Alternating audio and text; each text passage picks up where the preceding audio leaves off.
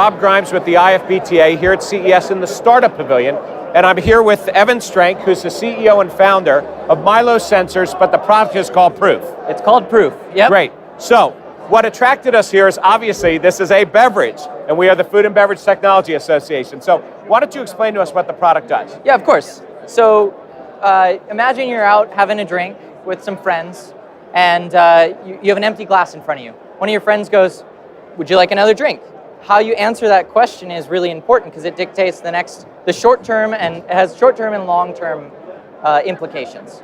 And pulling out a breathalyzer can be socially awkward. It also gives you only one data point. So that's why we created Proof. It's a wearable to track alcohol. The way it works is you put on the Proof wristband at the beginning of the evening. You pair it with a smartphone. The way it works is alcohol that's in your beverage. The molecule, if you remember back from chemistry class. Yeah, it goes into your bloodstream and then a small amount comes out of your skin.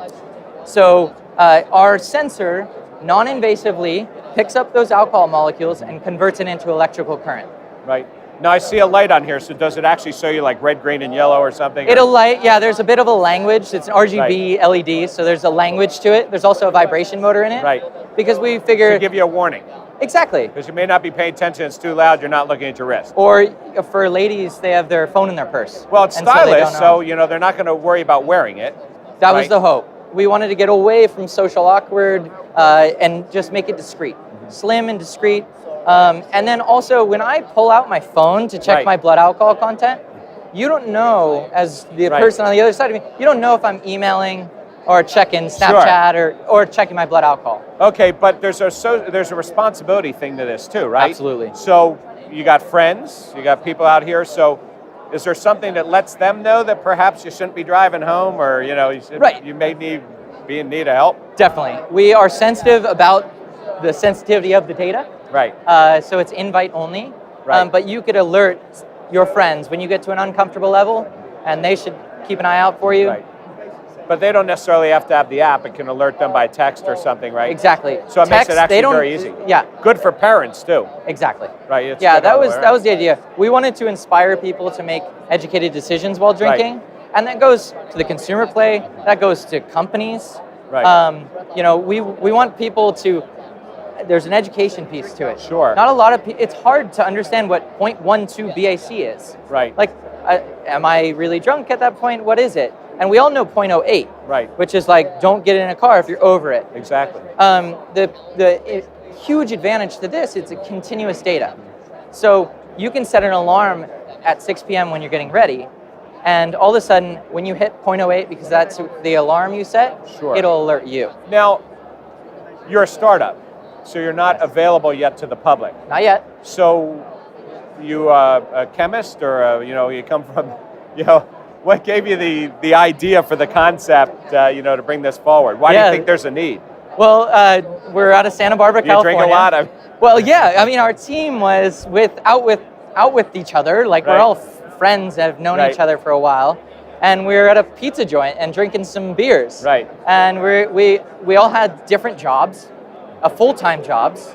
And Bob, my co-founder and CTO, he was doing his PhD at UC Santa Barbara in material engineering. And he was about to finish, and it was like, okay, what do? We want to do something. And so we looked down at the beer in front of us and said, well, let's read what's in that. Because we had used breathalyzers in the past, they weren't cutting it. So we went and we didn't know if it was possible. We did a lot of research. In the first 6 months, we had a rough prototype. We've been around 2 years now. Last spring, we submitted our prototype to the National Institute of Health. That's a government agency, huge. And more specifically, the National Institute of Alcohol Abuse and Alcoholism. Right. And we sent over a prototype. It was scary. Right. We sent instructional videos. Please, this is how you use it. So they going to endorse this? They gave us $100,000. Really? They gave us a prize. Yeah. Wow. Based on the technology, how it works, as well as how the product is development-wise, and our stage. So you didn't answer the question. So what is your background, besides going out and having beers at the pizza place, is your background in science and chemistry, or what? It's in media marketing. Media marketing? Yeah, that's my background. That's what I went to college for. So were you doing media marketing of promoting alcohol beverage brands, or what? I could. I'm very versatile, but no, I actually worked in the footwear industry. I was a footwear designer for a little while before. That was the job I quit. Okay, so let's just say that there isn't a direct tie to what you were doing before to this. This was like an idea that you came up with your buddies, and then of course you passed the test because they gave you funding for this, to help you develop. So obviously you're onto something here. Yeah. So let's just talk about where this might actually go. Okay. Sure. So first of all, what's the funding model? How are you going to make money down the road? Yeah. So the wristband is going to be roughly $100 to $150. Okay.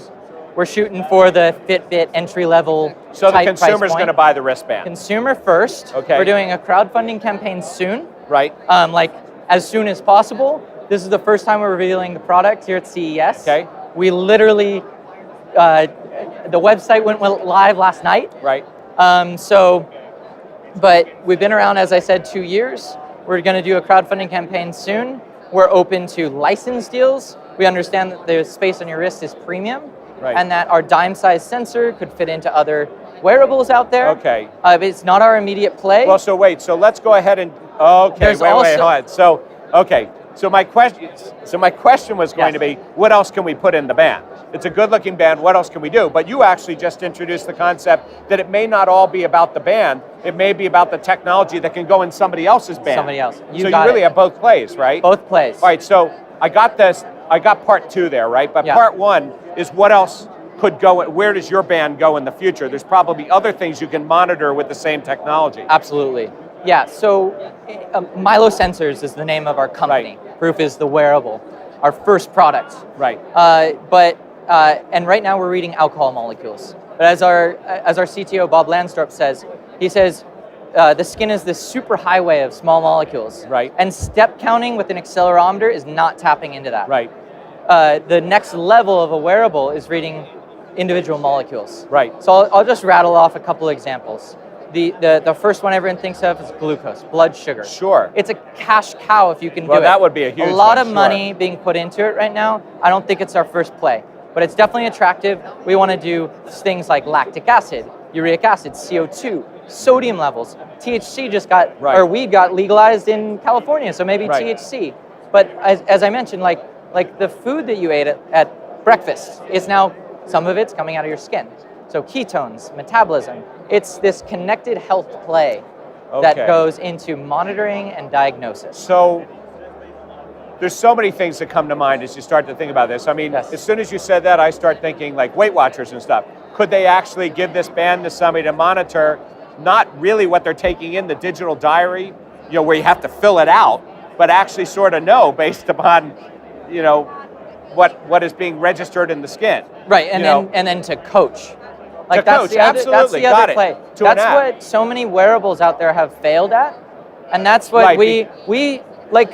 I want you to put the Proof wearable on at the beginning of the night, and set your alarms and enjoy your evening. Right. It will alert you. That's the important part, and it's helping you make decisions about your drinking. So it's actionable data. Now that's the key. There is a business side of this. Besides the medical business, I get the looking at glucose levels and things like that. But, we represent, the food and beverage hospitality industry. You always have, a liability issue as it comes to alcohol awareness and liability and things.